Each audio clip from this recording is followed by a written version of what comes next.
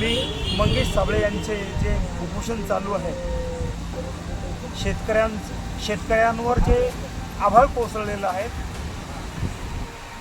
आसमानी संकट कोसळलेलं आहे आणि ह्याच गोष्टीला धरून माननीय मंगेश भाऊ साबळे यांचं सिल्लोड तहसील समोर जे आंदोलन चालू आहे ते फक्त सिल्लोड तहसील आणि सिल्लोड तालुक्यापुरतं मर्यादित नसून पूर्ण महाराष्ट्राच्या शेतकऱ्यांच्या समस्याला धरून हे आंदोलन चालू आहे। तर शेतकऱ्यांची कर्जमाफी सरसकट कर्जमाफी व्हायला पाहिजे आणि शेतकऱ्यांचं जे नुकसान झालेलं आहे, शेतकऱ्यांच्या शेतामध्ये माती राहिलेली नाही, शेतीमाल तर सोडूनच द्या, त्यांचे गुरं ढोरं म्हशी गाई बकऱ्या जे वाहून गेल्यात, ह्या शेतकऱ्यांना ते नुकसान भरपाई भेटायला पाहिजे।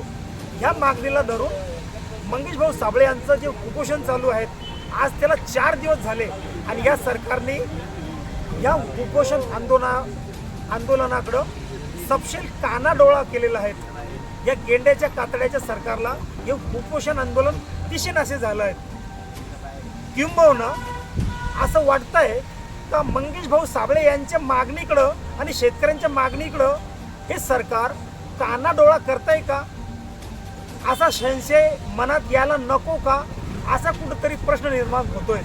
परंतु माझं एक नम्र निवेदन आहे, माझ्या गावातील खोऱ्यातील शेतातील वस्तीतील शहरातील सर्व राहणाऱ्या बंधूंना तर ह्या पोस्टला फक्त शेअरच नका करू, ह्या उपोषण ठिकाणी या आणि मंगेश भाऊ साबळे यांचं उपोषण हे जे आहेत, हे जे चालू आहेत, हे त्यांची जी शारीरिक स्थिती आहेत, म्हणजे एका ठिकाणी संघर्ष योद्ध्याचं जे उपोषण चालू होतं आणि तसंच हे उपोषण चालू झालंय। भावांनो, या उपोषणास्थळी या आणि या गेंड्याच्या कातड्याच्या जे कुंभकर्णाच्या झोपेमध्ये सरकार झोपलेलं आहे, त्याला जागवण्यासाठी इथं तुमची गरज आहे, इथं तुम्ही या।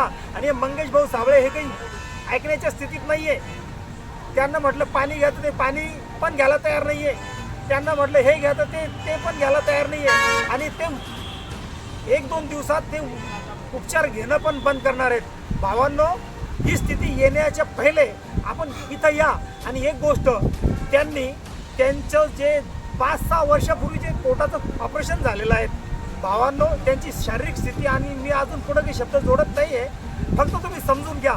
तर म्हणलं तर तपीला ओळखून घ्या। भावांनो, मंगेश साबळे यांची स्थिती उपोषण आंदोलनाला झेलण्याची नाही आहे। इथं या आणि सरकारवर दबाव आणण्याकामी तुमची इथं गरज आहे। आणि हा व्हिडिओ